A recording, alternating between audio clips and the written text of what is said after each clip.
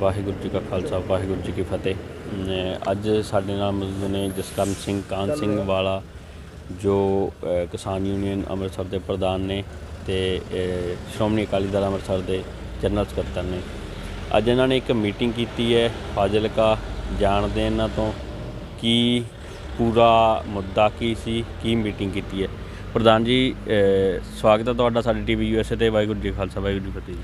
ਸਭ ਤੋਂ ਪਹਿਲਾਂ ਸਰਦਾਰ ਬਲਕਰਨ ਸਿੰਘ ਜੀ, ਜਿਹੜੇ ਤੁਸੀਂ ਦਿਨ ਰਾਤ ਸਾਡਾ TV USA 'ਤੇ ਅਮਰੀਕਾ ਦੀਆਂ, ਕੈਨੇਡਾ ਦੀਆਂ, ਜਰਮਨ, ਫਰਾਂਸ ਦੀਆਂ ਜੋ ਸ਼੍ਰੋਮਣੀ ਅਕਾਲੀ ਦਲ ਅੰਮ੍ਰਿਤਸਰ ਦੀਆਂ ਐਕਟੀਵਿਟੀਆਂ, ਪੰਥ ਦਰਦੀਆਂ ਦੀਆਂ ਮੀਟਿੰਗਾਂ ਜਾਂ ਕਿਸਾਨ ਦਰਦੀਆਂ ਦੀਆਂ ਮੀਟਿੰਗਾਂ, ਜੋ ਹਾਲਾਤ ਪੋਲੀਟੀਕਲ USA 'ਚ ਫੋਰਨ 'ਚ ਬਣੇ ਹੋਏ ਆ, ਕਿਸ ਤਰੀਕੇ ਸਿੱਖ ਕੌਮ ਦੇ ਜੁਝਾਰੂ ਯੋਧੇ ਸ਼੍ਰੋਮਣੀ ਅਕਾਲੀ ਦਲ ਅੰਮ੍ਰਿਤਸਰ ਦੇ ਸਰਦਾਰ ਬੂਟਾ ਸਿੰਘ ਜੋ ਕਨਵੀਨਰ ਨੇ, ਸਰਦਾਰ ਮੱਖਣ ਸਿੰਘ ਜੀ ਕਲੇਰ ਸਾਹਿਬ, ਸਰਦਾਰ ਬਾਠ ਸਾਹਿਬ, ਸਰਦਾਰ ਸਰਜੀਤ ਸਿੰਘ ਜੀ ਕਲਾਰ ਸਾਹਿਬ, ਜੀਤ ਸਿੰਘ ਜੀ ਆਲੋ ਅਰਕ ਸਾਹਿਬ, ਬਲਜਿੰਦਰ ਸਿੰਘ ਜੀ ਮੋਰਜਨ ਸਾਹਿਬ ਅਤੇ ਕੈਲੀਫੋਰਨੀਆ ਤੋਂ ਸਰਦਾਰ ਤਰਸੇਮ ਸਿੰਘ ਜੀ, ਇਹ ਲਗਾਤਾਰ ਇੱਥੇ ਜਿਹੜਾ ਕਿਸਾਨਾਂ ਦਾ ਮੁੱਦਾ ਹੈ ਉਸ ਨੂੰ ਕੌਮਾਂਤਰੀ ਪੱਧਰ 'ਤੇ ਭਾਰਤੀ ਸਫਾਰਤਖਾਨੇ ਅੱਗੇ, UN ਦੇ ਦਫ਼ਤਰ ਅੱਗੇ, ਜੋ ਨਰਿੰਦਰ ਮੋਦੀ BJP RSS ਅਤੇ ਉਹਦੇ ਯਾਰ ਜਿਹੜੇ ਸੀਗੇ ਉਹ ਕਿਸਾਨਾਂ ਦੇ ਨਾਲ ਕਿਸ ਤਰੀਕੇ ਵਧੀਕੀਆਂ ਕਰ ਰਹੇ ਆ। 3 ਕਾਲੇ ਕਾਨੂੰਨ ਜਿਹੜੇ ਲਾਗੂ ਕਰਕੇ ਕਿਸਾਨ ਦੀ ਵੀ ਕਮਰ ਤੋੜ ਦਿੱਤੀ ਹੈ। ਉਹਦੇ ਨਾਲ ਵਪਾਰੀ ਦੀ, ਛੋਟੇ ਦੀ, ਮਜ਼ਦੂਰ ਦੀ, ਦੁਕਾਨਦਾਰ ਦੀ, ਆੜ੍ਹਤੀਏ ਦੀ, ਟਰਾਂਸਪੋਰਟ ਦੀ, ਕਹਿਣ ਤੋਂ ਭਾਵ 95% ਜਿਹੜੇ ਲੋਕ ਆ ਖੇਤੀ ਨਾਲ ਸੰਬੰਧਿਤ ਹੈ। ਜੇ ਖੇਤੀ ਹੈ ਅਤੇ ਫਿਰ ਹੀ ਸਾਨੂੰ ਕੋਈ ਟਰੈਕਟਰਾਂ ਦੀਆਂ ਫੈਕਟਰੀਆਂ ਕੰਮ ਕਰਨਗੀਆਂ। ਜੇ ਖੇਤੀ ਕਿਸਾਨ ਬਚਿਆ ਫਿਰ ਹੀ ਕੰਬਾਈਨਾਂ ਦੀਆਂ ਫੈਕਟਰੀਆਂ ਕੰਮ ਕਰਨਗੀਆਂ। ਜੇ ਕਿਸਾਨ ਬਚਿਆ ਫਿਰ ਹੀ ਸਾਡੇ ਜਿਹੜੇ ਖੇਤੀ ਦੇ ਸੰਦ ਹੈ ਉਹ ਕੰਮ ਆਉਣਗੇ। ਫਿਰ ਜੇ ਕਿਸਾਨ ਬਚਿਆ ਤਾਂ ਫਿਰ ਹੀ ਸਾਡੀ ਪੈਸਟੀਸਾਈਡ, ਫਰਟੀਲਾਈਜ਼ਰ ਅਤੇ ਇਹ ਜਿਹੜੀਆਂ ਦੁਕਾਨਾਂ ਚੱਲਣਗੀਆਂ। ਅਤੇ ਜੇ ਸਾਡਾ ਕਿਸਾਨ ਹੀ ਸੁਰੱਖਿਅਤ ਨਹੀਂ, ਨਾ ਟਰਾਂਸਪੋਰਟ ਬਚਣਾ, ਨਾ ਕੋਈ ਛੋਟਾ ਦੁਕਾਨਦਾਰ ਬਚਣਾ, ਅਤੇ ਸਾਰਾ ਸਿਸਟਮ ਉਥਲ ਪੁਥਲ ਹੋ ਜਾਣਾ। ਅਤੇ ਫਿਰ ਇਹ ਜਿਹੜੇ ਕਾਲੇ ਕਾਨੂੰਨ ਹੈ ਇਹ ਜਾਣਬੁੱਝ ਕੇ ਨਰਿੰਦਰ ਮੋਦੀ ਨੇ ਲਾਗੂ ਕੀਤੇ ਆ। ਜਿਹੜੀ RSS ਦੀ ਪਾਲਿਸੀ ਹੈ ਉਹ ਸਭ ਤੋਂ ਪਹਿਲਾਂ ਇਸ ਪਾਲਿਸੀ ਨੇ ਸਾਡਾ ਦਰਬਾਰ ਸਾਹਿਬ ਢਾਇਆ ਕਾਂਗਰਸ ਦੇ ਰਾਹੀਂ। BJP RSS ਬਜਰੰਗ ਦਲ ਰਵਾਇਤੀ ਜਿਹੜੇ ਬਾਦਲ ਦਲੀਏ ਆ, ਬਾਦਲ ਪ੍ਰਕਾਸ਼ ਸਿੰਘ ਬਾਦਲ, ਰਾਮੂ ਵਾਲੀਆ, ਅਤੇ ਫਿਰ ਮੈਂ ਕਿਹਦਾ ਨਾਂ ਰਵਾਂ, ਬਰਨਾਲਾ ਸਾਹਿਬ ਜੋ ਰਹੇ ਨਹੀਂ, ਟੋੜਾ ਸਾਹਿਬ ਜੋ ਰਹੇ ਨਹੀਂ, ਰਾਮੂ ਵਾਲੀਆ, ਇਹ ਜਿਹੜਾ ਸਾਰਾ ਚੰਡਾਲ ਚੌਂਕੜੀ ਸੀ ਉਹਨਾਂ ਨੇ ਸਾਡਾ ਦਰਬਾਰ ਸਾਹਿਬ ਰਲ ਕੇ ਢਵਾਇਆ। ਸੂਹ ਦਿੱਤੀ ਸੰਤ ਜਰਨੈਲ ਸਿੰਘ ਭਿੰਡਰਾਂ ਵਾਲਿਆਂ ਨੂੰ ਸ਼ਹੀਦ ਕਰਾਤਾ। ਅਤੇ ਸਾਡੀ ਉੱਭਰ ਰਹੀ ਨੌਜਵਾਨ ਲੀਡਰਸ਼ਿਪ ਸੀ ਉਸ ਨੂੰ ਉਹ ਵੀ ਸ਼ਹੀਦ ਕਰਾ ਦਿੱਤਾ। ਸਾਡੇ ਬੱਚਿਆਂ ਬੀਬੀਆਂ ਨੂੰ ਵੀ ਸ਼ਹੀਦ ਕਰਾ ਦਿੱਤਾ। ਜਰਨਲ ਸ਼ਵੇਕ ਸਿੰਘ ਅਤੇ ਬਾਬਾ ਠਾਰਾ ਸਿੰਘ, ਭਾਈ ਅਮਰੀਕ ਸਿੰਘ ਹੋਰੇ ਵੀ ਬੜੀ ਵੱਡੀ ਲੜਾਈ ਲੜ ਕੇ ਸ਼ਹੀਦ ਹੋ ਗਏ ਕਿ ਪਿੰਡਾਂ ਦੇ ਵਿੱਚ ਫੌਜ ਭੇਜ ਕੇ ਦਹਿਸ਼ਤ ਵਾਲਾ ਮਾਹੌਲ ਕਰਕੇ ਪੰਜਾਬ ਦੇ ਵਿੱਚ ਕਰਫਿਊ ਲਾ ਕੇ ਸਾਡੀ ਨੌਜਵਾਨੀ ਦੀ ਜਿਹੜੀ ਨਸਲਕੁਸ਼ੀ ਕੀਤੀ ਗਈ, ਜਿਹੜੀ ਲਗਾਤਾਰ ਚੱਲਦੀ ਰਹੀ। ਪਰ ਸਿੱਖ ਕੌਮ ਡਰੀ ਨਹੀਂ ਹੈ, ਸਿੱਖ ਕੌਮ ਘਬਰਾਈ ਨਹੀਂ। ਪਰ ਸਿੱਖ ਕੌਮ ਨੇ ਜਦੋਂ ਸਾਨੂੰ ਇਨਸਾਫ ਨਾ ਮਿਲਿਆ, ਇੰਦਰਾ ਗਾਂਧੀ ਨੇ ਦਰਬਾਰ ਸਾਹਿਬ 'ਤੇ ਜੋ ਹਮਲਾ ਕੀਤਾ, ਸਾਨੂੰ ਇਨਸਾਫ ਨਾ ਦਿੱਤਾ, ਸਾਡਾ ਤੋਸ਼ਾਖਾਨਾ ਨਾ ਮੋੜਿਆ, ਸਾਡੀ ਸਿੱਖ ਰੈਫਰੈਂਸ ਲਾਇਬ੍ਰੇਰੀ ਨਾ ਮੋੜੀ, ਸਾਡੇ ਜਿਹੜਾ ਖਜ਼ਾਨਾ ਅਤੇ ਸਾਡੇ ਦਸਤਾਵੇਜ਼ ਜਦੋਂ ਮੋੜੇ ਹੀ ਨਾ, ਫਿਰ ਸਿੱਖ ਕੌਮ ਨੇ ਬੜੇ ਜਮਹੂਰੀ ਢੰਗ ਨਾਲ ਉਸੂਲੀ ਇੰਦਰਾ ਗਾਂਧੀ ਨੂੰ ਸਬਕ ਸਿਖਾਤਾ। ਸਿੱਖ ਡਰੇ ਨਹੀਂ ਹੈ, ਸਿੱਖ ਫਿਰ ਨਹੀਂ ਡਰੇ। ਫਿਰ ਜਰਨਲ ਵੈਦਿਆ ਨੂੰ ਭਾਈ ਹਰਜਿੰਦਰ ਸਿੰਘ ਜਿੰਦਾ ਅਤੇ ਸੁਖਦੇਵ ਸਿੰਘ ਸੁੱਖਾ ਨੇ ਸਬਕ ਸਿਖਾ ਦਿੱਤਾ। ਫਿਰ ਲਲਿਤ ਮਾਕਣ ਜਿਹੜਾ ਅਤੇ ਜਗਦੀਸ਼ ਟਾਈਟਲ, HKL ਭਗਤ, ਕਮਲਨਾਥ, ਜਿਨ੍ਹਾਂ ਨੇ ਸਿੱਖ ਕੌਮ ਦੀ ਨਸਲਕੁਸ਼ੀ ਕੀਤੀ, ਆਪ ਅਗਵਾਈ ਕਰਕੇ ਸਾਡੇ ਗਲਾਂ 'ਚ ਟਾਇਰ ਪਾਏ ਨਵੰਬਰ 'ਚ। ਫਿਰ ਲਲਿਤ ਮਾਕਣ ਨੂੰ ਸਾਡੇ ਸਿੰਘਾਂ ਨੇ, ਹਰਜਿੰਦਰ ਸਿੰਘ ਜਿੰਦਾ ਨੇ ਸਬਕ ਸਿਖਾ ਦਿੱਤਾ। ਇਹ ਸਮੇਂ-ਸਮੇਂ ਜਿਹੜੀ ਸਿੱਖ ਹੈ ਉਹ ਆਪਦਾ ਜਿਹੜਾ ਨਾ ਕਦੇ ਬੋਝ ਨਹੀਂ ਰੱਖਦੇ ਗੇ, ਉਹ ਨਾਲ ਦੀ ਨਾਲ ਜਿਹੜਾ ਲੈਣਾ ਦੇਣਾ ਹੈ ਮੋੜ ਦਿੰਦੇ ਆ। ਹੁਣ ਤੁਸੀਂ ਵੇਖੋ ਉਹ ਨਾ ਤਾਂ ਇੰਦਰਾ ਗਾਂਧੀ ਵਾਲਾ ਬੋਝ ਰੱਖਿਆ, ਨਾ ਜਰਨਲ ਵਿਦਿਆ ਵਾਲਾ ਬੋਝ ਰੱਖਿਆ, ਨਾ ਮਹਿੰਦਰ ਬਿੱਟੂ ਨੇ ਗੁਰੂ ਗ੍ਰੰਥ ਸਾਹਿਬ ਦੀ ਬੇਅਦਬੀ ਜਿਹੜੀ ਕੀਤੀ, ਜਿਹਦੇ ਘਰੇ ਗੁਰੂ ਗ੍ਰੰਥ ਸਾਹਿਬ ਹੈ ਗੰਦੇ ਨਾਲੇ ਸਿਰ ਤਾਂ ਫੜਿਆ ਗਿਆ, ਅਤੇ ਉਸ ਨੂੰ ਕੈਪਟਨ ਸਰਕਾਰ ਨੇ ਸਿਕਿਉਰਿਟੀ ਵੀ ਦਿੱਤੀ, ਉਹਨੂੰ ਆਪਣੇ ਗਨਮੈਨ ਵੀ ਦਿੱਤੇ, ਦੂਜਿਆਂ ਨੂੰ ਵੀ ਗਨਮੈਨ ਦਿੱਤੇ, ਅਤੇ ਫਿਰ ਉਹਨੂੰ ਵੀ ਵੇਖ ਲਓ ਸਬਕ ਸਿਖਾਤਾ। ਹੁਣ ਫਿਰ ਇਹ ਮਨੋਹਰ ਲਾਲ ਜਿਹੜੇ ਭਾਈ ਭਗਤੇ ਦਾ, ਫਿਰ ਉਹਦਾ ਜਿਹੜਾ ਬੇਟਾ ਸੀ ਉਹਨੇ ਗੁਟਕਾ ਸਾਹਿਬ ਦੀ ਬੇਅਦਬੀ ਕਰਤੀ ਗਲੀਆਂ 'ਚ ਰੋਲ, ਤੇ ਮੈਂ ਉਹਦੀ ਰਿਪੋਰਟ ਕਰਕੇ ਆਇਆ। ਫਿਰ ਉਹ ਜੋ ਰਿਪੋਰਟ ਗਏ ਅਤੇ ਉੱਥੇ ਜਿਹੜੇ ਕੈਮਰੇ ਲੱਗੇ ਸੀ ਜਿੱਥੇ ਅੰਗ ਖਿਲਾਰੇ ਸੀ ਗੁਟਕਾ ਸਾਹਿਬ ਦੇ, ਉਹ ਜਿਹੜੇ ਕੈਮਰੇ ਸੀ ਕੈਮਰੇ ਨਾਲ ਕਹਿੰਦੇ ਟਰੱਕ ਵੱਜ ਗਿਆ, ਟਰੱਕ ਦਾ ਬਹਾਨਾ ਬਣਾ ਦਿੱਤਾ। ਉਸ ਤੋਂ ਬਾਅਦ ਤੇ ਨਾਨਕ ਸਿੰਘ SSP ਸੀਗਾ, ਉਹ ਕਹਿੰਦਾ ਜੀ ਅਸੀਂ ਜਿਹੜੀ ਇਹ ਹਾਰਡ ਡਿਸਕ ਉਹ ਭੇਜੀ ਹੈ ਉਹਦੇ ਤੋਂ ਸ਼ਾਇਦ ਵਾਪਸ ਆ ਜਾਵੇ, ਹਾਰਡ ਡਿਸਕ ਹਜੇ ਤੱਕ ਨਹੀਂ ਮਿਲੇਗੀ, ਅਤੇ ਅਸੀਂ ਰਿਪੋਰਟ ਜਾਰੀ ਕਰਤੀ। ਉਹ ਰਿਪੋਰਟ ਮੇਰੇ ਦਸਤਖਤਾਂ ਹੇਠ ਜਾਰੀ ਹੋਈ ਸੀ। ਕਮੇਟੀ ਬਣੀ ਸੀ ਇੱਕ 8 ਮੈਂਬਰੀ, ਜਿਹਦੇ ਵਿੱਚ ਗੁਰਦੀਪ ਸਿੰਘ ਬਠਿੰਡਾ, ਅਸੀਂ ਕਹਿਤਾ ਵੀ ਇਹ ਵੀ ਇਹਨਾਂ ਦਾ ਕਾਰਵਾਈ ਆ, ਕਿਉਂਕਿ ਅਸੀਂ ਕੀ ਕਿ ਰੇਡੀਏਸ਼ਨ 20 ਕਿਲੋ ਦੀ ਮੀਟਰ ਦੀ ਰੇਡੀਏਸ਼ਨ ਸਾਰਾ ਕੁਝ ਹੋਇਆ। ਇਹੀ ਗੁਰਜਵਾਰ ਸਿੰਘ ਵਾਲੇ ਆਇਆ, ਉਹੀ ਪਾਲਿਸੀ ਆ, ਇਹ ਫਿਰ ਉਹਨਾਂ ਤੋਂ ਬਗੈਰ ਤਾਂ ਕੀਤਾ ਨਹੀਂ। ਜਦੋਂ ਸਰਸੇ ਵਾਲੇ ਨੇ ਕਹਿ ਹੀ ਦਿੱਤਾ ਸੀਗਾ ਵੀ ਗੁਰੂ ਸਾਡਾ ਤੁਹਾਡੇ ਕੋਲੇ ਹੈ ਅਤੇ ਅਸੀਂ ਇਹਦੀ ਬੇਅਦਬੀ ਕਰਾਂਗੇ, ਤੁਸੀਂ ਲੱਭ ਨਹੀਂ ਸਕਣਾ, ਜੇ ਲੱਭ ਲਿਆ ਤਾਂ ਸਾਵਲਾਦਪੁਰੇ ਤੋਂ 10 ਲੱਖ ਦਾ ਨਾਮ ਦੇ ਦਿਆ ਜੇ। ਫਿਰ ਜਦੋਂ ਅੱਜ ਤੱਕ ਇਨਸਾਫ ਨਹੀਂ ਵੇਖਿਆ ਤੇ ਕਿ ਸਿੰਘਾਂ ਨੇ ਫਿਰ ਉਹਦਾ ਕੱਜ ਗੱਡੀ ਚੜ੍ਹਾਤਾ, ਫਿਰ ਗੱਡੀ ਚੜ੍ਹਾਤਾ, ਹਿਸਾਬ ਕਿਤਾਬ ਕਰ ਲਿਆ। ਸਲਾਬਤਪੁਰੇ ਦੇ ਜਿੱਥੇ ਸਲਾਬਤਪੁਰੇ ਨੇ ਸਾਡੇ ਪੋਸ਼ਾਕ ਰੱਖੀ, ਉੱਥੇ ਹੀ ਸਲਾਬਤ ਉਹਦੇ ਨੇੜੇ ਹੀ ਸਿੱਖਾਂ ਨੇ ਹਿਸਾਬ ਕਿਤਾਬ ਕਰਤਾ। ਫਿਰ ਅਸੀਂ ਕਹਿੰਦੇ ਹਾਂ ਵੀ ਅਸੀਂ ਉਹਨੂੰ ਯੋਧਿਆਂ ਨੂੰ ਕਹਿਣਾ ਵਕੀਲ ਵੀ ਦੇਵਾਂਗੇ, ਰੰਜਨ ਲਖਨਪਾਲ ਦੇ ਦਿਆਂਗੇ ਇੱਕ, ਜੇ ਫਿਰ ਉਹਨੂੰ ਇੱਕ ਵਕੀਲ ਅਸੀਂ ਕਰਨਰਾਜ ਵੀ ਦੇ ਦਿਆਂਗੇ, ਇੱਕ ਵਕੀਲ ਫਿਰ ਸਾਡਾ ਸਿਮਰਜੀਤ ਸਿੰਘ ਹੈਗਾ ਉਹ ਵੀ ਦੇ ਦਿਆਂਗੇ, ਸਿੱਧੂ ਸਾਹਿਬ ਹੈ, ਅਸੀਂ ਵਕੀਲ ਵੀ ਦੇਵਾਂਗੇ, ਪੈਰਵਾਈ ਵੀ ਕਰਾਂਗੇ, ਉਹਨਾਂ ਦੇ ਪਰਿਵਾਰਾਂ ਦੀ ਵੀ ਪੈਰਵੀ ਕਰਾਂਗੇ। ਪਰ ਜਦੋਂ ਸਾਡਾ ਹੱਕ ਨਹੀਂ, ਸਾਡੇ ਗੁਰੂ ਗ੍ਰੰਥ ਨੂੰ ਜਿਹੜਾ ਮਰਜ਼ੀ ਉਹਦੇ ਉੱਤੇ ਬਹਿ ਜਾਂਦਾ, ਜਿਹੜਾ ਮਰਜ਼ੀ ਗੁਰੂ ਸਾਹਿਬ ਦੇ ਉੱਤੇ ਐਕਸ਼ਨ ਕਰ ਦਿੰਦਾ। ਕੋਈ ਕਹਿੰਦਾ ਪਾਗਲ ਹੋ ਗਿਆ, ਕੋਈ ਕਹਿੰਦਾ ਜੀ ਇਹਦਾ ਸਿਰ ਫਿਰਿਆ, ਕੋਈ ਕਹਿੰਦਾ ਘਰੋਂ ਲੜ ਕੇ ਆਇਆ। ਇਹ ਲੜ ਕੇ ਗੁਰੂ ਗ੍ਰੰਥ ਸਾਹਿਬ ਦੇ ਉੱਤੇ ਬੈਠਣਾ, ਅਤੇ ਫਿਰ ਜੋ ਗੁਰੂ ਗ੍ਰੰਥ ਸਾਹਿਬ ਨੂੰ ਕਦੇ ਕਦੇ ਸਰਕਟ ਛਾਟ ਹੋ ਗਿਆ ਜੀ, ਕਦੇ ਕਦੇ ਪਾਣੀ ਨਾ ਭਿੱਜ ਗਏ, ਕਦੇ ਬਾਈਬਲ ਕਿਉਂ ਨਹੀਂ ਭਿੱਜੀ, ਫਿਰ ਕਦੇ ਗੀਤਾ ਕਿਉਂ ਨਹੀਂ ਭਿੱਜੀ, ਫਿਰ ਕੁਰਾਨ ਸ਼ਰੀਫ ਕਿਉਂ ਨਹੀਂ ਭਿੱਜਿਆ? ਨਹੀਂ ਭਿੱਜਣੇ ਚਾਹੀਦੇ, ਨਹੀਂ ਉਹਨਾਂ ਦੇ ਬੇਅਦਬੀ ਹੋਣੀ ਚਾਹੀਦੀ।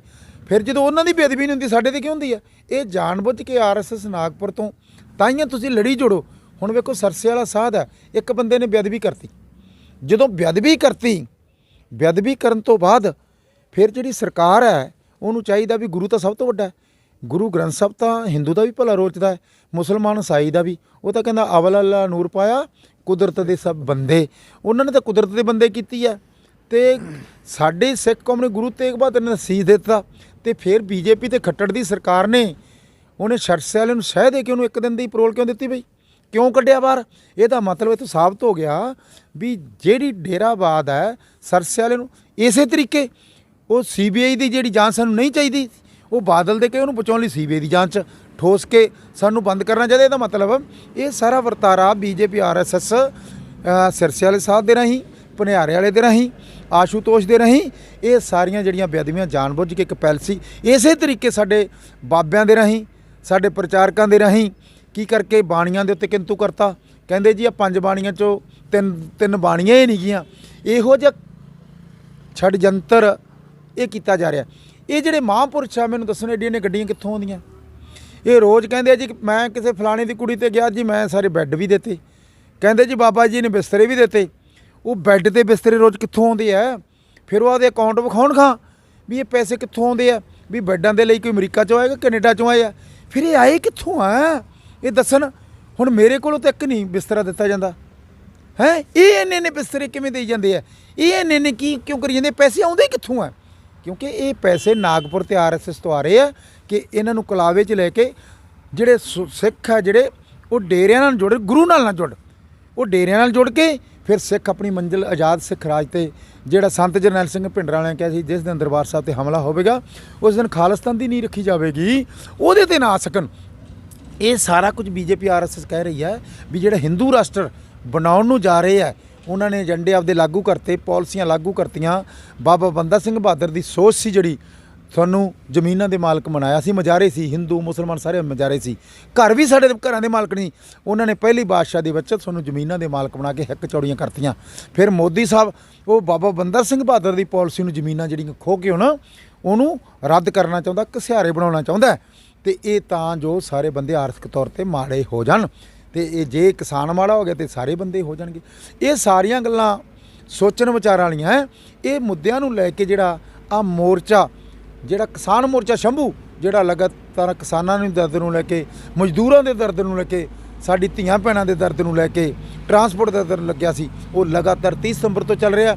ਇਹ 2 ਅਕਤੂਬਰ ਤੋਂ ਇੱਥੇ ਚੱਲ ਰਿਹਾ। ਅਕਤੂਬਰ ਉਹ ਗਾਂਧੀ ਦਾ ਕਹਿੰਦੇ ਦਿਨ ਸੀਗਾ, 2 ਅਕਤੂਬਰ ਉਹ ਜ਼ਾਲਮ ਬੰਦੇ ਦਾ ਦਿਨ ਸੀਗਾ, ਜਿਸ ਨੇ ਸਾਡਾ ਘਰ ਨਹੀਂ ਬਣ ਦਿੱਤਾ, ਜਿਹਨੇ ਸਾਡਾ ਆਪਣਾ ਰਾਜ ਆਜ਼ਾਦ ਸਿੱਖ ਨਹੀਂ ਬਣ ਸਕਦਾ। ਜਿਹੜੇ ਬੰਦਿਆਂ ਨੇ ਰਲ ਕੇ ਜਵਾਹਰ ਲਾਲ ਵੱਲਭ ਭਾਈ ਪਟੇਲ, ਜਿਹੜਾ RSS ਦਾ ਬੰਦਾ ਸੀ, ਕਾਂਗਰਸ ਦੇ ਵਿੱਚ ਰਹਿੰਦਾ ਸੀ, ਕਿਉਂਕਿ RSS ਦੀ ਮਾਂ ਤਾਂ ਕਾਂਗਰਸ ਹੀ ਹੈ। ਫਿਰ ਸੈਕੰਡ ਜਿਹੜੀ ਲਾਈਨ ਹੈਗਾ BJP ਤੇ RSS, ਉਹ ਨਰੋਲ ਮਾਂ ਆ ਗਈ। ਅਤੇ ਤੀਜੀ ਲਾਈਨ ਜਿਹੜਾ ਕੇਜਰੀਵਾਲ ਹੈ, ਉਹ ਵੀ RSS ਦੀ ਮਾਂ। ਤਾਈਆਂ ਤਾਂ ਉਹਨੇ ਕਿਹਾ ਸੰਤ ਜਰਨੈਲ ਸਿੰਘ ਭਿੰਡਰਾਂਵਾਲੇ ਭਸਮਾ ਸੁਰਦੈਂਤ ਹੈ।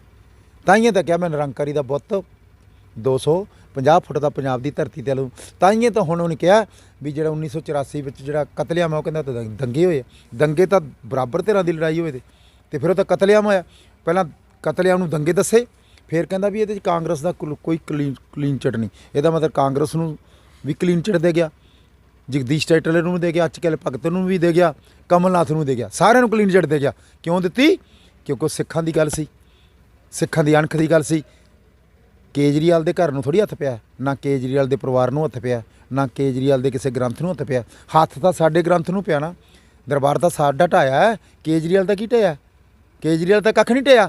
ਉਹਨੇ ਤਾਈਆਂ ਕਹਿਤਾ ਕਿਉਂਕਿ ਉਦੋਂ ਪਤਾ ਲੱਗਦਾ ਜੇ ਕੇਜਰੀਵਾਲ ਦੇ ਘਰੇ ਵੈਣ ਪੈਣ ਨਾ, ਜੇ ਕੇਜਰੀਵਾਲ ਦੇ ਘਰੇ ਇਹੋ ਜਿਹੀ ਮਾੜੀ ਘਟਨਾ ਹੋਵੇ, ਜੇ ਕੇਜਰੀਵਾਲ ਦੇ ਜਿਹੜੇ ਧਰਮ ਨੂੰ ਮੰਨਦਾ ਉਹਨੂੰ ਜੇ ਗਲੀਆਂ 'ਚ ਰੋਲਿਆ ਜਾਵੇ, ਫਿਰ ਉਹਨੂੰ ਪਤਾ ਲੱਗੂ ਜਿਸ ਤਨ ਲਾਗੇ ਸੋ ਤਨ ਜਾਣੇ, ਕੌਣ ਜਾਣੇ ਪੀੜ ਪਰਾਈ। ਕੋਈ ਪੀੜ ਪਰਾਈ ਨੂੰ ਨਹੀਂ, ਨਾ ਸਾਡੀ ਪੀੜ BJP RSS ਜਿਹੜੇ ਜਿਨ੍ਹਾਂ ਲਈ ਗੁਰੂ ਤੇਗ ਬਹਾਦਰ ਨੇ ਸ਼ਹੀਦੀ ਉਹ ਸਮਝ ਰਹੇ ਆ, ਤੇ ਨਾ ਸਾਡੇ ਪ੍ਰਕਾਸ਼ ਸਿੰਘ ਬਾਦਲ ਕੇ ਕੁਰਸੀਆਂ ਦੇ ਲਾਲਚ ਮਗਰ ਸਾਰਾ ਕੁਛ RSS ਨੂੰ ਦੇ ਰਿਹਾ। ਪ੍ਰਕਾਸ਼ ਸਿੰਘ ਬਾਦਲ ਅਸਲ ਵਿੱਚ ਰਾਸ਼ਟਰੀ ਸਿੱਖ ਸੰਗਤ ਵਜੋਂ BJP ਦੇ ਵਿੰਗ ਵਾਂਗੂ ਇਹ ਕੰਮ ਕਰ ਰਿਹਾ। ਇਸੇ ਲੜੀ ਦੇ ਤਹਿਤ ਜਿਹੜਾ ਸਾਰਾ ਕੁਛ ਹੋਇਆ, ਤੇ ਤਾਈਂ ਅੱਜ ਵੇਖੋ ਅਸੀਂ ਸੜਕਾਂ 'ਤੇ ਬੈਠੇ ਆ। ਨਾ ਸਾਡਾ ਹਾਈ ਕੋਰਟ ਸੁਣਦੀ ਹੈ, ਨਾ ਸਾਡੀ ਸੁਪਰੀਮ ਕੋਰਟ ਸੁਣਦੀ ਹੈ, ਨਾ ਸਾਡੀ ਰਾਸ਼ਟਰਪਤੀ ਸੁਣਦਾ ਹੈ, ਨਾ ਸਾਡੀ ਮੋਦੀ ਸੁਣਦਾ ਹੈ, ਨਾ ਸਾਡੀ ਵਿਰੋਧੀ ਕਾਂਗਰਸ ਸੁਣਦੀ ਹੈ, ਨਾ ਸਾਡੀ ਕੋਈ ਵਿਧਾਨ ਸਭਾ ਬੋਲਦੀ ਹੈ, ਨਾ ਵਿਧਾਨ ਸਭਾ 'ਚ ਕਿਸੇ 'ਚ ਮਤਾ ਪਿਆ, ਨਾ ਕਿਸੇ ਰਾਜ ਸਭਾ 'ਚ ਕਿਸੇ ਨੇ ਬੋਲਿਆ। ਇਹ ਸਾਡੀ ਤਾਂ ਕੋਈ ਸੁਣ ਹੀ ਨਹੀਂ ਰਿਹਾ। ਇਸ ਕਰਕੇ ਕਿਸਾਨ ਜਿਹੜੇ ਸੰਘਰਸ਼ 'ਤੇ ਬੈਠੇ ਆ, ਮੈਂ ਕਿਸਾਨਾਂ ਨੂੰ ਬੇਨਤੀ ਕਰਨਾ ਦਿੱਲੀ ਨਾ ਜਾਓ। ਪਹਿਲਾਂ ਵੀ ਮੈਂ ਕਿਹਾ ਸੀ ਦਿੱਲੀ ਨਾ ਜਾਓ, ਜਦੋਂ 7 ਬੰਦੇ ਗਏ ਸੀ ਉਹਨਾਂ ਨੂੰ ਵੀ ਅੰਗੂਠਾ ਖੜਾ ਕੇ ਮੋੜਤਾ। ਹੁਣ ਵੀ ਜਿਹੜੇ ਕਿਸਾਨ ਗਏ ਸੀ, ਸਾਰੇ ਭਾਰਤ ਦੇ ਕਿਸਾਨ ਗਏ ਸੀ, ਉਹਨਾਂ ਨੂੰ ਵੀ ਮੋੜਤਾ, ਕਿਉਂਕਿ ਉਹਨਾਂ ਨੂੰ ਇੱਕ ਬੈਗ ਹੀ ਦਿੱਤੇ। ਬੈਗਾਂ ਦੇ ਵਿੱਚ RSS ਨੇ ਆਪਣਾ ਲਿਟਰੇਚਰ ਦਿੱਤਾ, ਅਤੇ ਵਿੱਚ ਕਹਿੰਦਾ ਜਦੋਂ ਖਾਣਾ ਕੋਈ ਮਲਕ ਭਾਗੋ ਦਾ ਖਾਣਾ ਦਿੱਤਾ। ਜਿਹੜੇ ਖਾਣੇ ਨੇ, ਜਿਹੜੇ ਮਲਕ ਭਾਗੋ ਨੇ ਦਰਬਾਰ ਸਾਹਿਬ ਢਾਇਆ, ਕਿਸਾਨਾਂ ਦਾ ਖੂਨ ਪੀਤਾ, ਸਵਾਮੀਨਾਥਨ ਕਮਿਸ਼ਨ ਦੀ ਰਿਪੋਰਟ ਨੂੰ ਰੱਦ ਕੀਤਾ, ਅਤੇ ਫਿਰ ਉਹ ਖਾ ਗਿਆ। ਕਿਸਾਨ ਚੁੱਪ ਕਰਕੇ ਉੱਤੇ ਲੰਗਰ ਛਕ ਕੇ ਹੀ ਆ ਗਏ ਆ। ਕਿਸਾਨ ਚੁੱਪ ਕਰਕੇ ਉਹਦੀਆਂ ਗੱਲਾਂ ਸੁਣ ਕੇ ਆ ਗਏ। ਉਹ ਕਮ ਸੇ ਕਮ ਜਿਹੜੇ ਬੈਗ ਲਏ ਉੱਥੇ ਸਿੱਟ ਹੀ ਆਉਂਦੇ, ਬੈਗਾਂ ਨੂੰ ਉੱਥੇ ਅੱਗ ਹੀ ਲਾ ਆਉਂਦੇ। ਉਹ ਜਿਹੜੀ ਰੋਟੀ ਸੀ ਉਹ ਖਾ ਕੇ ਨਾ ਆਉਂਦੇ, ਜਾਂ ਰੋਟੀ ਫੜ ਕੇ ਚਲਾ ਕੇ ਸੜਕ 'ਚ ਹੀ ਮਾਰਦੇ। ਰੋਜ਼ ਹੀ ਕਰਦੇ ਆ ਜਿਹੜੇ ਧਰਨੇ ਲਾਉਣੇ, ਇਹ ਵੀ ਰੋਜ਼ ਸੀ। ਅਤੇ ਉੱਥੇ ਜੇ ਰੋਟੀ ਨਾ ਫੜ ਖਾਂਦੇ ਅਤੇ ਬੈਗਾਂ ਨੂੰ ਅੱਗ ਲਾਉਂਦੇ, ਉਹ ਵੀ ਇੱਕ ਰੋਜ਼ ਸੀ ਵੀ ਅਸੀਂ ਜਿਹੜਾ ਤੁਸੀਂ ਸਾਨੂੰ ਲਿਟਰੇਚਰ ਦਿੱਤਾ RSS ਦਾ, ਸਾਨੂੰ ਸਮਝਾਉਣੇ ਆ। ਅਤੇ ਫਿਰ ਉੱਥੇ ਹਰਜੀਤ ਗਰੇਵਾਲ ਬੈਠਾ ਸੀਗਾ, ਉਹ ਜਿਹਨੇ ਕਿਸਾਨਾਂ ਦੇ ਵਿਰੁੱਧ ਬੋਲਿਆ ਸੀ, ਉਹਦੇ ਦਫ਼ਤਰ 'ਚੋਂ ਭੱਜ ਗਿਆ। ਅਸੀਂ ਉਹਦਾ ਵਿਰੋਧ ਕੀਤਾ। ਜਦੋਂ ਦਫ਼ਤਰ ਤੋਂ ਭੱਜ ਗਿਆ, ਅਤੇ ਜਦੋਂ ਮੀਟਿੰਗ 'ਚ ਬੈਠਾ ਸੀ ਵਿਰੋਧ ਹੀ ਕਰਿਆ ਉਹਦੇ। ਜਿੰਨਾ ਚਿਰ ਹਰਜੀਤ ਨਹੀਂ ਨਿਕਲਦਾ ਉਹਨਾਂ ਚਿਰ ਅਸੀਂ ਗੱਲ ਨਹੀਂ ਕਰਦੇ। ਪਰ ਪਤਾ ਨਹੀਂ ਕਿਸਾਨ ਚੁੱਪ ਕਰਕੇ ਬਹਿ ਗਏ, ਪਤਾ ਨਹੀਂ ਕੀ ਗੱਲ ਹੈ। ਏਜੰਡਾ ਤਾਂ ਇੱਕ ਹੀ ਸੀਗਾ। ਜਦੋਂ ਏਜੰਡਾ ਆ ਗਿਆ ਵੀ ਰੱਦ ਕਰ ਦਿਓਗੇ, ਨਹੀਂ ਨਾ ਤਾਂ ਜਦੋਂ ਏਜੰਡੇ ਦੇ ਵਿੱਚ ਨਹੀਂ ਆਇਆ, ਬਿਨਾਂ ਏਜੰਡੇ ਤੋਂ ਤੁਸੀਂ ਚਲੇ ਗਏ 2 ਵਾਰੀ। ਅਤੇ ਫਿਰ ਜਦੋਂ ਅਸੀਂ ਤਾਂ ਕਹਿੰਦੇ ਰੱਦ ਕਰੋ, ਅਤੇ ਜਦੋਂ ਰੱਦ ਕਰਨ ਦੀ ਕੋਈ ਪਾਲਿਸੀ ਨਹੀਂ ਸੀ, ਤੁਸੀਂ ਚੁੱਪ ਕਰਕੇ ਟੇਬਲ 'ਤੇ ਬੈਠਣ ਦੀ ਕੀ ਲੋੜ ਸੀ? ਫਿਰ ਬਹਿਸ ਕਰਨ ਦੀ ਕੀ ਲੋੜ ਸੀ? ਜਦੋਂ ਤੁਹਾਡੇ ਨੁਕਤੇ 'ਤੇ ਤਾਂ ਉਹਨਾਂ ਨੇ ਗੱਲ ਹੀ ਨਹੀਂ ਕੀਤੀ। ਅਤੇ ਫਿਰ ਕਿਸਾਨ, ਮੈਂ ਤਾਂ ਕਿਸਾਨਾਂ ਤੋਂ ਹੈਰਾਨ ਰਹਿ ਗਿਆ। ਉਹ ਕਹਿੰਦੇ ਸਾਡੇ ਪਰਚੇ ਵਾਪਸ ਕਰ ਦਿਓ, ਕਹਿੰਦੇ ਜੀ ਸਾਡੇ ਜੇਲ੍ਹਾਂ 'ਚੋਂ ਬੰਦ ਰਿਹਾ ਕਰ ਦਿਓ। ਕਹਿੰਦੇ ਜੀ ਰੇਲ ਮੰਤਰੀ ਨੂੰ ਪਤਾ ਕੀ ਕਹਿੰਦੇ ਆ? ਕਹਿੰਦੇ ਜੀ ਤੁਹਾਨੂੰ ਬੇਨਤੀ ਕਰਦੇ ਹਾਂ ਜੀ ਕਿਰਪਾ ਕਰਕੇ ਰੇਲ ਗੱਡੀਆਂ ਚਲਾ ਦਿਓ। ਉਹ ਸਾਡੇ ਰੇਲ ਗੱਡੀਆਂ ਚਲਾਉਂਦਾ ਤਾਂ ਮੁੱਦਾ ਹੀ ਕੋਈ ਨਹੀਂ, ਚਲਾਉਣ ਚਾਹੇ ਨਾ ਚਲਾਉਣ। ਚਲੋ ਤੁਸੀਂ ਕੈਪਟਨ ਦੀ ਗੱਲ ਮੰਨ ਕੇ ਰੇਲ ਟਰੈਕ ਨਾਲ ਉੱਠ ਖੜੇ, ਮਾਲ ਗੱਡੀਆਂ ਲਈ ਉੱਠਣ ਦੀ ਲੋੜ ਨਹੀਂ ਸੀ। ਜਿਵੇਂ ਹੁਣ ਆ ਮਿੱਡੂ ਖੇੜੇ ਦਾ ਪੰਪ ਹੈ, ਕਿਸਾਨ ਯੂਨੀਅਨ ਰਿਲਾਇੰਸ ਦੇ ਪੰਪ 'ਤੇ ਉੱਠ ਖੜੀਆਂ ਅਨੇਕਾਂ ਕਹਿੰਦੇ ਜੀ ਇਹ ਪੰਪ ਤਾਂ ਕਿਸੇ ਪਰਿਵਾਰ ਦਾ ਇੱਕ ਦਾ, ਇਹ ਤਾਂ ਹੈ ਨਹੀਂ। ਉਹ ਪਤੰਦਰੋ ਪੰਪ ਤਾਂ ਰਿਲਾਇੰਸ ਦਾ ਹੈ, ਤੇਲ ਉਹਦਾ ਜਾਂਦਾ, ਪ੍ਰੋਫਿਟ ਉਹਨੂੰ ਜਾਂਦਾ ਹੈ। ਤੁਸੀਂ ਤਾਂ ਇੱਕ ਕਰਿੰਦੇ ਉਹਦੇ ਹੋ, ਜਦੋਂ ਮਰਜ਼ੀ ਤੁਹਾਡੇ ਤੇ ਲਓ।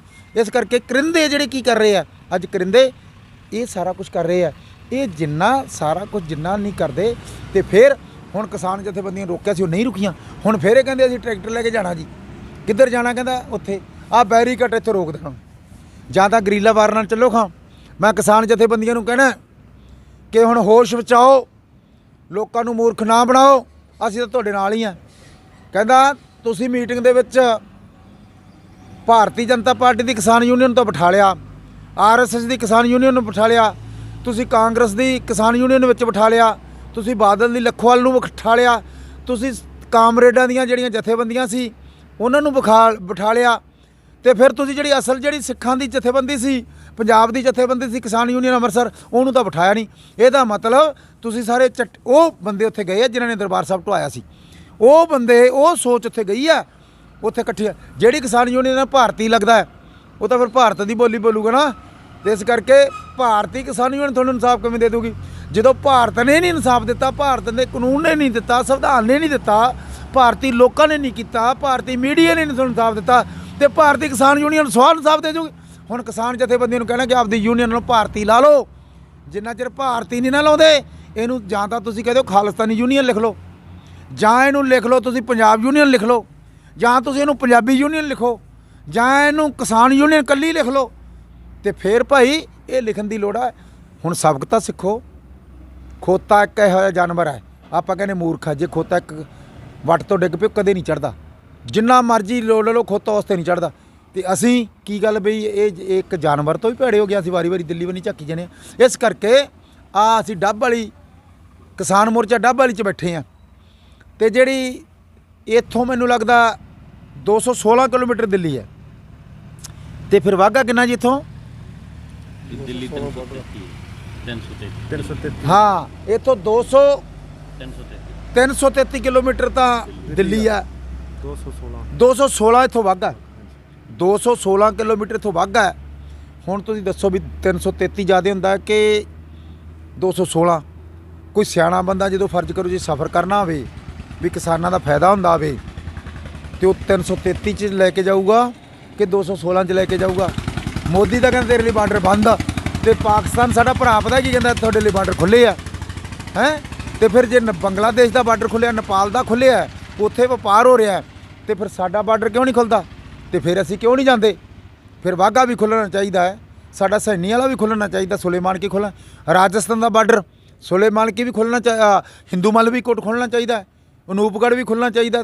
ਤੇ ਫਿਰ ਜੈਸਲਮੇਰ ਦੇ ਜ਼ਿਲ੍ਹੇ ਦੇ ਵਿੱਚ ਰਾਮਗੜ੍ਹ ਬਾਰਡਰ, ਉਹ ਵੀ ਤਿੰਨੇ ਬਾਰਡਰ ਖੁੱਲ੍ਹਣੇ ਚਾਹੀਦੇ ਆ।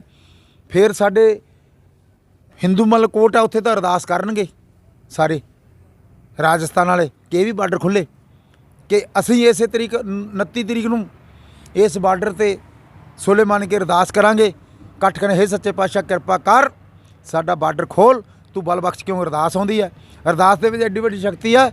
ਸਿਰ ਵੱਡੇ ਤੋਂ ਬੰਦਾ ਲੜ ਸਕਦਾ, ਲੜਿਆ ਕਿ ਨਹੀਂ? ਬਾਬਾ ਦੀਪ ਸਿੰਘ ਸਿਰ ਵੱਡੇ ਤੋਂ ਲੜਿਆ, ਸੰਤ ਜਰਨੈਲ ਸਿੰਘ ਭਿੰਡਰਾਂਵਾਲਾ ਅਰਦਾਸ ਕਰਕੇ ਲੜਿਆ ਨਹੀਂ? ਬਰਤਾਨੀਆ ਦੀ ਫੌਜ, ਸੋਵੀਅਤ ਰੂਸ ਦੀ ਫੌਜ ਤੇ ਰਵਾਇਤੀਆਂ ਨਾਲ ਸਾਡੇ ਨਾਲ ਲੜਿਆ, 72 ਗੋਲੀਆਂ ਇੱਕ 'ਚ ਵੱਜੀ, ਇੱਕ ਵੀ ਨਹੀਂ ਵੱਜੀ ਉਹਦੇ ਢੂਈ 'ਚ, ਫਿਰ ਲੜਿਆ। ਫਿਰ ਸਰਦਾਰ ਸਿਮਰਜੀਤ ਸਿੰਘ ਮਾਨ ਇਸ ਅਕਾਲ ਤਖਤ ਤੋਂ ਅਰਦਾਸ ਕਰਕੇ, ਜੋਦੜੀ ਬਿਆਨ ਫਰਿਆਦ ਕਰਕੇ, DIG ਦਾ ਉਹਦਾ ਛੱਡ ਕੇ, ਨਹੁੰ ਖਚਾ ਕੇ, ਦਾੜੀ ਪਟਾਲ ਕੇ, ਖੇਰੂ ਕਰਕੇ ਅੱਜ ਵੀ ਸੰਤਾਂ ਦੀ ਸੋਹ ਤੇ ਖਾਲਸਾ ਨੇ ਲੜ ਨਹੀਂ ਰਿਹਾ। ਤੇ ਕਿੰਨੇ ਸਿੰਘ ਇਸ ਅਕਾਲ ਤਖਤ ਤੋਂ ਅਰਦਾਸ ਕਰਕੇ ਜਰਨਲ ਵਜਦੇ ਨੂੰ ਸੋਧਿਆ, ਇੱਥੋਂ ਅਰਦਾਸ ਕਰਕੇ ਇੰਦਰਾ ਗਾਂਧੀ ਨੂੰ ਸੋਧਿਆ, ਇੱਥੋਂ ਅਰਦਾਸ ਕਰਕੇ ਗੁਰੂ ਗ੍ਰੰਥ ਸਾਹਿਬ ਦੇ ਦੋਖੀਆਂ ਨੂੰ ਸੋਧਿਆ, ਇੱਥੇ ਬਿੱਟੂ ਨੂੰ ਸੋਧਿਆ।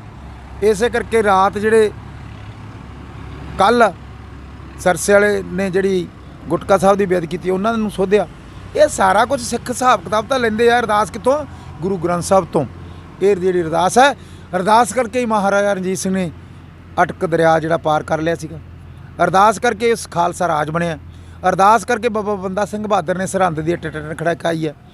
ਅਰਦਾਸ ਕਰਕੇ ਸਰਦਾਰ ਬਘੇਲ ਸਿੰਘ ਨੇ ਲਾਲ ਕਿਲੇ 'ਤੇ ਝੰਡਾ ਚੜ੍ਹਾ ਦਿੱਤਾ। ਤੇ ਫਿਰ ਰਾਜ ਤੁਹਾਡੇ ਨਾਲ ਮੋੜਤਾ। ਇਹ ਅਰਦਾਸਾਂ ਨਾਲ ਹੀ ਸਾਰਾ ਕੁਛ ਮਿਲਦਾ ਹੈ। ਤੇ ਇਸ ਕਰਕੇ ਇਹ ਅਰਦਾਸ ਅਸੀਂ ਸਾਰੇ ਉੱਥੇ ਕਰਾਂਗੇ, ਚੜ੍ਹਦੀ ਕਲਾ ਦੀ ਕਰਾਂਗੇ।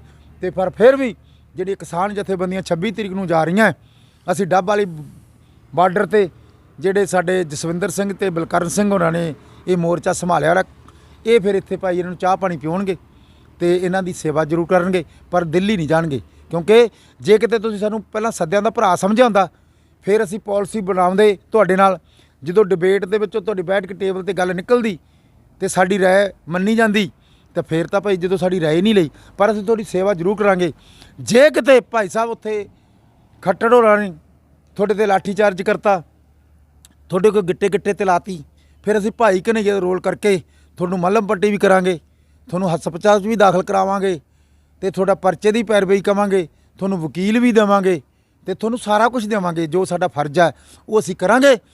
ਪਰ ਇਹ ਦਿੱਲੀ ਜਿਹੜੀ ਹੈ ਨਾ, ਤੁਹਾਨੂੰ ਇਹ ਮੂਵਮੈਂਟ ਨੂੰ ਕ੍ਰਿਮੀਨਲ ਮੂਵਮੈਂਟ ਬਣਾ ਕੇ ਇਹ ਤੁਹਾਡੇ ਵਿੱਚ ਕੋਈ ਰੋੜੇ ਮਾਰਨ ਵਾਲਾ ਛੱਡ ਦੂਗੀ, ਤੁਹਾਡੇ ਵਿੱਚ ਕੋਈ ਕਿਰਪਾਨ ਘਮਾਉਣ ਵਾਲਾ ਹੋਊਗੀ। ਸਿੱਖ ਤਾਂ ਨਹੀਂ ਹੋਊਗੀ, ਸਿੱਖ ਤਾਂ ਐਂ ਘਮਾਉਂਦਾ ਹੀ ਨਹੀਂ ਖਾਲੀ, ਕਿਉਂਕਿ ਮਿਆਨ ਚੋਂ ਕਿਰਪਾਨ ਉਦੋਂ ਬਾਹਰ ਆਉਂਦੀ ਹੈ ਜਦੋਂ ਦੁਸ਼ਮਣ ਨੂੰ ਸੋਧਣਾ ਹੋਵੇ। ਨੰਗੀ ਕਿਰਪਾਨ ਜਿਹੜੀ ਰੱਖਦਾ ਉਹ ਤਾਂ ਸਿੱਖ ਹੀ ਨਹੀਂਗਾ। ਜਿਹੜਾ ਨੰਗੀ ਕਿਰਪਾਨ ਉਹ ਹੀ ਲਈ ਜਾਂਦਾ, ਉਹ ਨਹੀਂ ਲਈ ਜਾਂਦਾ ਮੋਰਚੇ 'ਚ। ਨੰਗੀ ਕਿਰਪਾਨ ਤਾਂ ਜਦੋਂ ਪੰਜ ਪਿਆਰੇ ਬਣੀ ਦੇ ਉਦੋਂ ਹੁੰਦੀਆਂ, ਉਦੋਂ ਤੁਸੀਂ ਲਿਜਾ ਸਕਦੇ ਹੋ। ਤੇ ਜਦੋਂ ਕੋਈ ਗੁਰਦੁਆਰਾ ਸਾਹਿਬ ਦੇ ਅੱਗੇ ਕੋਈ ਸੇਵਾ ਕਰਨੀ ਹੋਵੇ ਜਾਂ ਪਹਿਰਾ ਦੇਣਾ, ਉਦੋਂ ਹੁੰਦੀ ਆ। ਪਰ ਇਸ ਤਰੀਕੇ ਕੋਈ ਸਿੱਖ ਨਹੀਂ ਰੱਖਦਾ ਗਾ। ਇਹ ਸਾਰੀਆਂ ਗੱਲਾਂ ਸੋਚਣ ਵਿਚਾਰਿਆਂ ਵਾਲੀਆਂ। ਇਹ ਡੱਬ ਵਾਲੀ ਸਾਥ ਦੇਣਗੇ। ਖਨੌਰੀ ਤੇ ਵੀ ਅਸੀਂ ਭਾਈ ਉਹਨਾਂ ਨੂੰ ਚਾਹ ਪਾਣੀ ਪਿਆਵਾਂਗੇ। ਸ਼ੰਭੂ ਤੇ ਮੈਂ ਖੁਦ ਹੋਊਂਗਾ, ਸਾਰੇ ਅਸੀਂ ਬਲਜਿੰਦਰ ਸਿੰਘ ਜੀ ਪਿਆਵਾਂਗੇ। ਉੱਥੇ ਮੋਰਚਾ ਬਲਕਾਰ ਸਿੰਘ ਭੁੱਲਰ ਹੋਰਾਂ ਨੇ ਤੇ ਸਾਰੀ ਟੀਮ ਨੇ ਲਾਇਆ, ਦਿਨ ਰਾਤ ਲੱਗ ਰਿਹਾ। ਉੱਥੇ ਵੀ ਅਸੀਂ ਵੀ ਚਾਹ ਪਾਣੀ ਪਿਆਵਾਂਗੇ। ਤੇ ਫਿਰ ਅਸੀਂ ਅਖੀਰ ਦੇ ਵਿੱਚ ਇਹੀ ਕਹਿੰਦੇ ਆ ਕਿ ਭਾਈ ਕਿਸਾਨੋਂ ਹੁਣ ਸੁਧਰ ਜਾਣਾ ਚਾਹੀਦਾ ਤੇ ਸਾਰੇ ਮਸਲਿਆਂ ਦੇ ਇੱਕੋ ਹੱਲ। ਜਿੰਨਾ ਚਿਰ ਸਿੱਖ ਕੌਮ ਨੂੰ ਆਪਣਾ ਘਰ ਖਾਲਿਸਤਾਨ ਆਜ਼ਾਦ ਸਿੱਖ ਰਾਖ ਨਹੀਂ ਮਿਲਦਾ, ਉਹਨਾਂ ਚਿਰ ਨਾ ਤਾਂ ਕਿਸਾਨਾਂ ਨੂੰ ਮਿਲਣਾ ਲਾਭ। ਤੇ ਫਿਰ ਮੈਂ ਕਿਸਾਨਾਂ ਨੂੰ ਕਹਿਣਾ, ਭਾਈ ਤੁਹਾਡਾ ਅਗਲਾ ਫੈਸਲਾ ਕੀ ਹੈ, ਤੁਹਾਡਾ ਪ੍ਰੋਗਰਾਮ ਕੀ ਹੈ? ਤੁਸੀਂ ਤਾਂ ਕਹਿੰਦੇ ਵੀ ਇਹ ਰੱਦ ਹੋ ਗਿਆ, ਮਨ ਰੱਦ ਹੋ ਗਿਆ। ਤੇ ਜਿਹੜਾ ਤੁਸੀਂ ਧਰਨੇ ਲਾ ਕੇ ਇੰਡੀਆ ਬੰਦ ਕੀਤਾ 10 ਸਾਲ ਪਹਿਲਾਂ, ਤੇ ਧਰਨੇ ਲਾ ਕੇ ਸਵਾਮੀਨਾਥਨ ਕਮਿਸ਼ਨ ਬਣਿਆ ਸੀ, ਤੇ ਸਿਮਰਜੀਤ ਸਿੰਘ ਮਾਨ ਪਾਰਲੀਮੈਂਟ 'ਚ ਗਏ। ਉਹਨਾਂ ਨੇ ਵਨ ਪੈਨਸ਼ਨ ਵਨ ਰੈਂਕ ਦੀ ਕੀਤੀ, ਪੰਜਾਬੀ ਮਾਂ ਬੋਲੀ ਦੀ ਕੀਤੀ, ਦਰਬਾਰ ਸਾਹਿਬ ਦੇ ਹਮਲੇ ਦੀ ਕੀਤੀ, ਆਨੰਦਮਈ ਰਿਜੈਕਟ ਦੀ ਗੱਲ ਕੀਤੀ, ਰੂਪਨ ਦਿਓਲ ਬਜਾਜ ਹਿੰਦੂ ਬੀਬੀ ਦੀ ਇੱਜ਼ਤ ਨੂੰ ਹੱਥ ਪਾ ਲਿਆ ਉਹਦੀ ਗੱਲ ਕੀਤੀ, ਬੇਅੰਤ ਸਿੰਘ ਦੇ ਪੁੱਤਰ ਨੇ ਫਰਾਂਸ ਤੋਂ ਬੀਬੀ ਕੇਤੀ ਆਈ ਉਹਦੀ ਇੱਜ਼ਤ ਨੂੰ ਹੱਥ, ਉਹਦੀ ਗੱਲ ਕੀਤੀ, ਸਾਰੀ ਗੱਲ ਕੀਤੀ। ਤੇ ਉਹਨੇ ਸਵਾਮੀਨਾਥਨ ਕਮਿਸ਼ਨ ਦੀ ਵੀ ਕੀਤੀ, ਲਾਗੂ ਕਰੋ ਹੈਂ। ਉਹਦੀ ਰਿਪੋਰਟ ਦਸੰਬਰ 2000 'ਚ ਆ ਗਈ ਹੈ। ਤੇ ਫਿਰ ਭਾਈ ਤੁਸੀਂ ਹੁਣ ਇਹ ਮੰਗ ਕਿਉਂ ਨਹੀਂ ਰੱਖਦੇ ਵੀ ਇਹ ਕਾਲੇ ਕਾਨੂੰਨ ਰੱਦ ਕਰੋ ਤੇ ਡਾਕਟਰ ਸਵਾਮੀਨਾਥਨ ਕਮਿਸ਼ਨ ਦੀ ਰਿਪੋਰਟ ਲਾਗੂ ਕਰੋ? ਅਸੀਂ ਤਾਂ ਭਾਵੇਂ ਖਾਲਿਸਤਾਨ ਮੰਗਦੇ ਹਾਂ, ਤੇ ਪਰ ਤੁਸੀਂ ਇਹ ਤਾਂ ਜੇ ਖਾਲਿਸਤਾਨ ਤੁਸੀਂ ਨਹੀਂ ਮੰਗਦੇ, ਇਹ ਕਮਿਸ਼ਨ ਦੀ ਰਿਪੋਰਟ ਤਾਂ ਲਾਗੂ ਕਰੋ। ਇਹ ਮੂਵਮੈਂਟ ਫੇਰ ਚਲਾਉਂਗੇ। ਇਹ ਦੋ ਰੱਖੋ, ਜਿਵੇਂ ਸਰਸੇ ਵਾਲੇ ਸਾਧ ਨੇ ਗੁਰੂ ਦੀ ਬੇਅਦਬੀ ਕਰਤੀ ਸੀ, ਮਾਨ ਸਾਹਿਬ ਨੂੰ ਖੜ ਲਿਆ। ਅਸੀਂ ਇੱਕ ਨਾਰਾ ਲਾਇਆ, ਸਰਸੇ ਵਾਲੇ ਸਾਧ ਨੂੰ ਗ੍ਰਿਫਤਾਰ ਕਰੋ, ਸਿਮਰਜੀਤ ਸਿੰਘ ਮਾਨ ਨੂੰ ਰਿਹਾ ਕਰੋ। ਤੇ ਫਿਰ ਤੁਸੀਂ ਇਹ ਕਰੋ, ਇਹ ਕਾਲੇ ਕਾਨੂੰਨ ਰੱਦ ਕਰੋ ਤੇ ਸਵਾਮੀਨਾਥਨ ਕਮਿਸ਼ਨ ਦੀ ਰਿਪੋਰਟ ਲਾਗੂ ਕਰੋ। ਇਹ ਤੁਹਾਨੂੰ ਨਾਰਾ ਲਾਉਣਾ ਚਾਹੀਦਾ। ਤੇ ਫਿਰ ਅਖੀਰ ਦੇ ਵਿੱਚ ਮੈਂ ਜਿਹੜੇ ਡਟੇ ਹੋਏ ਦਿਨ ਰਾਤ, ਮੈਨੂੰ ਗਿਲਾ ਵੀ ਬਹੁਤ ਇੱਥੇ ਕਿ ਨਾ ਤਾਂ ਕੋਈ ਗੁਰੂ ਘਰ ਦਾ ਜਿਹੜਾ ਵਜ਼ੀਰ ਹੈ, ਇੱਥੇ ਗੁਰਦੁਆਰੇ ਕਾਹਦੇ ਦਿੰਦੇ ਆ, ਨਾ ਕਾਰਸੇ ਵਾਲੇ ਬਾਬੇ, ਇਹ ਸਿੰਘ ਲੜ ਰਹੇ ਦਿਨ ਰਾਤ, ਪ੍ਰਸ਼ਾਦਾ ਹੀ ਨਹੀਂ ਦੇ ਰਹੇ, ਇਹਨਾਂ ਦੀ ਸਾਰ ਹੀ ਨਹੀਂ ਲੈ ਰਹੇ। ਤੇ ਕੋਲ ਦੀ ਐਂ ਲੰਘ ਜਾਂਦੇ ਕਾਰਸੇ ਵਾਲੇ ਤੇ ਗੁਰਦੁਆਰੇ ਵਾਲੇ ਵੀ ਜਿਵੇਂ ਕਿਵੇਂ ਲਵਾਰਸ ਬੈਠੇ ਹੁੰਦੇ ਆ। ਜੇ ਪ੍ਰਕਾਸ਼ ਸਿੰਘ ਬਾਦਲ ਨੇ ਰੈਲੀ ਕਰਨੀ ਹੋਵੇ ਤਾਂ ਲੰਗਰ ਲੱਗ ਜਾਂਦਾ ਹੈ। ਉੱਥੇ ਵੱਡੇ ਵੱਡੀਆਂ ਕਾਰਸੇ ਦੀਆਂ ਗੱਡੀਆਂ ਵੀ ਆ ਜਾਂਦੀਆਂ, ਫਿਰ ਉੱਥੇ ਉਹਨਾਂ ਨੂੰ ਦਰੀਆਂ ਵੀ ਮਿਲ ਜਾਂਦੀਆਂ, ਫਿਰ ਉਹਨਾਂ ਨੂੰ ਬੱਸਾਂ ਵੀ ਮਿਲ ਜਾਂਦੀਆਂ। ਸ਼੍ਰੋਮਣੀ ਗੁਰਦੁਆਰਾ ਪ੍ਰਬੰਧਕ ਕਮੇਟੀ ਕੀ ਕਰਦੀ ਹੈ? ਇਹ ਪ੍ਰਕਾਸ਼ ਸਿੰਘ ਬਾਦਲ ਦੇ ਕੋਈ ਬਾਪ ਦੀ ਕੋਈ ਮਾਨਤਾ ਹੈ ਨਹੀਂ, ਕੌਮ ਦੀ ਹੈ। ਤੇ ਸ਼੍ਰੋਮਣੀ ਗੁਰਦੁਆਰਾ ਪ੍ਰਬੰਧਕ ਕਮੇਟੀ ਨੇ ਹੁਣ ਜਿਵੇਂ 100 ਸਾਲਾ ਮਨਾਇਆ ਸੀ, ਜਿੱਥੇ ਹਰਪ੍ਰੀਤ ਸਿੰਘ ਨੇ ਬਾਦਲ ਸਾਹਿਬ ਦੇ ਸੋਹਲੇ ਗਾਏ ਹੈ, ਉਹਦੇ ਪਰਿਵਾਰ ਦੇ ਸੋਹਲੇ ਗਾਏ ਹੈ, ਤੇ ਸਿੱਖਾਂ ਦੇ ਬਾਰੇ ਮਾੜਾ ਬੋਲਿਆ। ਤੇ ਫਿਰ ਭਾਈ ਉਹ ਤਾਂ SGPC ਦੀਆਂ ਕਿੱਥੇ ਬੱਸਾਂ, ਉਹ ਇੱਥੇ ਕਿਉਂ ਨਹੀਂ ਆਉਂਦੀਆਂ? ਫਿਰ ਇੱਥੇ ਡੱਬ ਵਾਲੀ ਤੋਂ ਇੱਕ ਬੱਸ ਦੀਪ ਵਾਲਿਆਂ ਦੀ ਤਾਂ ਚਲੀ ਗਈ ਭਰ ਕੇ, ਤੇ ਅਮਰੀਕਾ ਦੇ ਦਿਓਲ ਸਾਹਿਬ ਨੇ ਭੇਜੀ, ਪੈਸੇ ਉਹਨੇ ਭੇਜੇ, ਤੇ ਉਹ ਬੱਸ ਕਿੱਥੇ ਗਈ? ਦੀਪ ਸਿੱਧੂ ਤੇ ਚਲੀ ਗਈ। ਉਹ ਪੰਥ ਤੇ ਜਾਈ ਨਹੀਂ, ਇੱਥੇ ਕਿਉਂ ਨਹੀਂ ਆਉਂਦੀ ਬੱਸ? ਕਿੱਥੇ ਆ ਬਈ ਦੀਪ ਵਾਲਿਆਂ ਦੀ? ਕਿੱਥੇ ਆ ਸਿੰਘ ਉਹ ਜਿਹੜੇ ਕਹਿੰਦੇ ਅਸੀਂ ਆਵਾਂਗੇ? ਕਿੱਥੇ ਆ ਭਾਈ ਉਹ ਜਿਹੜਾ ਜਸਵੀਰ ਸਿੰਘ KTV ਦਾ ਹੁਣ ਨਹੀਂ ਆਇਆ ਬਈ ਇੱਥੇ? ਹੁਣ ਨਹੀਂ ਲੈ ਕੇ ਜਿੱਥੇ ਆਇਆ ਉਹ ਬੱਸ ਕਿਵੇਂ ਲੈ ਕੇ ਚਲਾ ਗਿਆ? ਕੀ ਗੱਲ ਬਈ? ਕਦੇ ਉਹ ਵੀ ਪੱਖਪਾਤ ਕਰਦਾ? ਇਹ ਸਾਰੀਆਂ ਗੱਲਾਂ ਕਿਵੇਂ ਹੋਈਆਂ? ਇਹ ਸਾਰਾ ਕੁਝ ਸੋਚਣਾ ਪਊਗਾ। ਤੇ ਫਿਰ ਜੇ ਇੱਥੇ ਕੋਈ ਲੰਗਰ ਨਾ ਆਇਆ, ਜੇ ਇੱਥੇ ਕੋਈ ਨਾ ਪ੍ਰਬੰਧ ਕੀਤਾ, ਤੇ ਅਸੀਂ ਉਹ ਬਾਬਿਆਂ ਦੇ ਵੀ ਅੱਗੇ ਧਰਨੇ ਦੇਵਾਂਗੇ ਹੌਲੀ। ਉਹਨਾਂ ਨੂੰ ਪੁੱਛਾਂਗੇ ਕਿ ਜਦੋਂ ਬਾਦਲ ਦੇ ਜਾਣਾ ਹੁੰਦਾ ਹੈ, ਕਾਂਗਰਸ ਦੀਆਂ ਰੈਲੀਆਂ ਕੇਜਰੀਵਾਲ 'ਚ ਜਾਣਾ ਹੈ, ਉਦੋਂ ਤਾਂ ਤੁਸੀਂ ਫਟਾਫਟ ਚਲੇ ਜਾਂਦੇ ਹੋ। ਇਹ ਮੋਰਚਾ ਕਿਸਾਨੀ ਖਾਲਿਸਤਾਨੀ ਸੋਚ ਵਾਲਿਆਂ ਦੇ ਅਸਲ ਬੰਦਿਆਂ ਦਾ ਲੱਗਿਆ ਹੋਇਆ, ਜਿਹੜੇ ਅਸਲ ਕਿਸਾਨਾਂ ਨੂੰ ਸਾਂਭਦੇ। ਅਸੀਂ ਹਲਟੀ 'ਚ ਕੁੱਤਾ ਦੇ ਦਿੱਤਾ। ਸਾਡੀ ਗੱਲ ਭਾਰਤ ਨਾਲ ਨਹੀਂ ਹੋ ਰਹੀ, ਨਾ ਮੋਦੀ ਨਾਲ ਹੋ ਰਹੀ ਹੈ।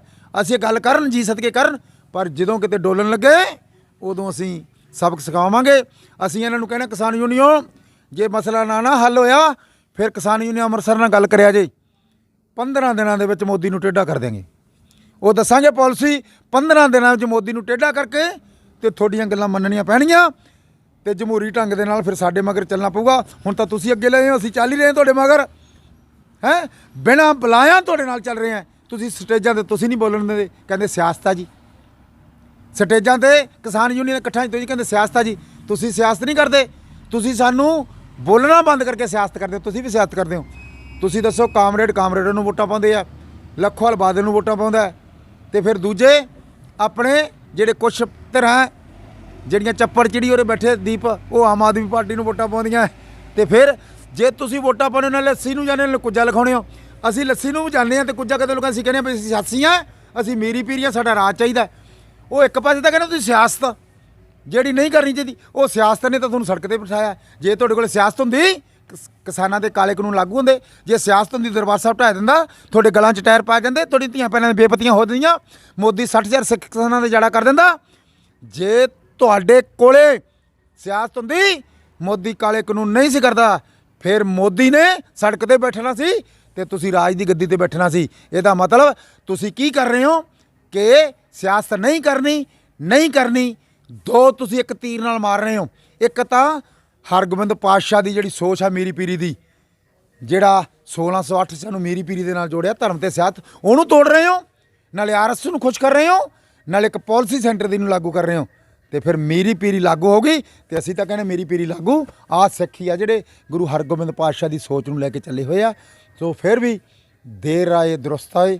ਮੈਂ ਸਾਰਿਆਂ ਨੂੰ ਬੇਨਤੀ ਕਰਦਾ ਕਿ ਭਾਈ ਸੋਚੋ, ਕਿਸਾਨ ਅਸੀਂ ਸਾਰੇ ਹਾਂ ਤੇ ਆਪਾਂ ਨੂੰ ਕਿਸਾਨੀ ਦੀ ਗੱਲ ਕਰਕੇ, ਤੇ ਦੂਜੇ ਪਾਸੇ ਅਸੀਂ ਮੈਂ America, Canada, German, France, Italy, ਜਿਹੜੇ ਸਿੱਖ ਅਕਾਲੀ ਦਲ ਅੰਮ੍ਰਿਤਸਰ ਦੇ ਸਾਰੇ ਯੋਧੇ ਆ, ਤੇ ਹੋਰ ਜਿਹੜੇ ਸਿੱਖ ਜਥੇਬੰਦੀਆਂ, ਉਹਨਾਂ ਨੇ ਕਿਸਾਨਾਂ ਦੇ ਹੱਕ ਵਿੱਚ ਮੁੱਦੇ ਨੂੰ ਕੌਮਾਂਤਰੀ ਬਣਾਤਾ। ਉਹਨਾਂ ਦਾ ਧੰਨਵਾਦ, ਉਹਨਾਂ ਕੇ ਸਿਰ ਚੁੱਕਦਾ। ਵਾਹਿਗੁਰੂ ਜੀ ਕਾ ਖਾਲਸਾ।